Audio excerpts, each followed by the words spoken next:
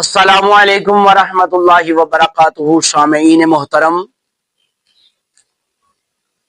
اپنے مال کو جمع نہ کر۔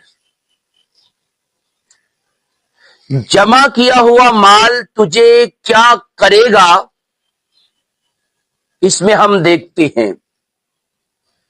حضرت حسن بصری رحمت اللہ تعالی علیہ فرماتے ہیں، اے انسان، اللہ کی راہ میں مال کو خرچ کیا کر۔ تو اپنے وارثوں کے لیے مال کو جمع نہ کر اور نہ ان سے محبت کر اتنی کہ تجھے رب سے دور کر دے۔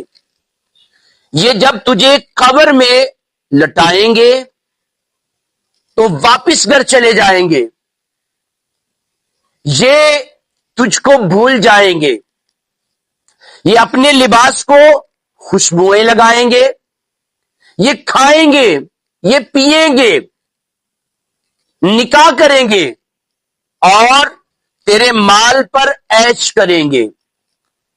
لیکن اگر تیرا مال حرام کا ہوا تو اس کا خمیازہ تجھے بھگتنا پڑے گا، اس کی سزا تجھے ملے گی، لیکن عیش تیرے وارث کریں گے۔ اس لیے اپنے مال کو حلال طریقے سے کما اور اللہ کی راہ میں خرچ کر، تاکہ تیرے جانے کے بعد تیرے لیے وہ مال بہترین ثابت ہو۔